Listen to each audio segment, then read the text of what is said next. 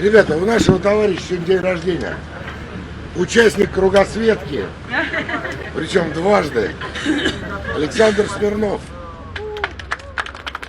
С теми, кто идет с нами в экспедиции на больших парусниках, всегда случается какое-то волшебство.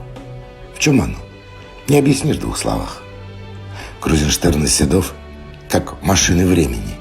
Они отправляют тебя прямиком в детство, когда ты не стеснялся мечтать о морях и кораллах. А кто об этом не мечтал?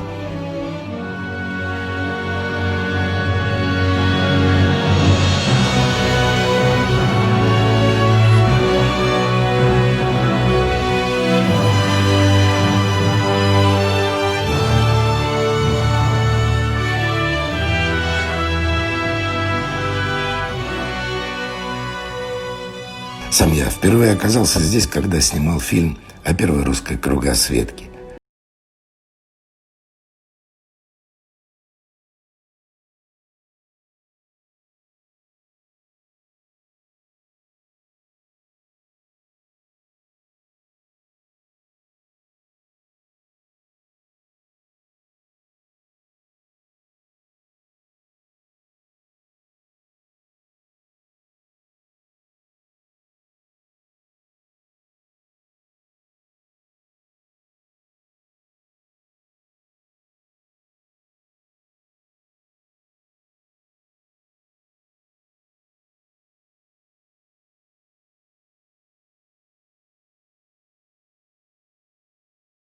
Самую верхотуру мачт и увидят красоту, какую еще не видали.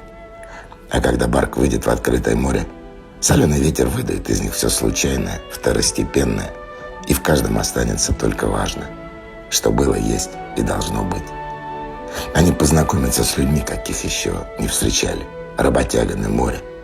Такие штучные люди редки на суше, а в тесном пространстве корабля, вот они, пожалуйста, каждый второй, служит парусникам верой и правдой по десятку другому лет, и ни за денег нет. Получали бы больше на любом сухогрузе, где работа по сравнению с их плевая. Нет, они тут из-за самих барков и вот этих мальчишек-курсантов, которых учат морскому делу. Ну а наши, они здесь больше не генеральные директора и не топ-менеджеры. Все это останется на берегу вместе с мобильными телефонами и Wi-Fi. Теперь они практиканты, часть экипажа, а мы — клуб. Действительно знаем, как им в этом помочь.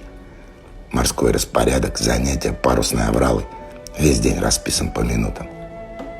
Незнакомые раньше, они быстро подружатся, а вернувшись, надолго останутся вместе.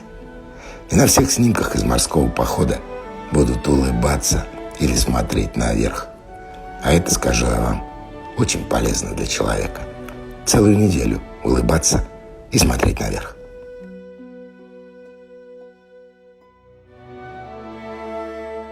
О людях Крузенштерна я вам не раз рассказывал. Пришла пора познакомиться с экипажем Седова.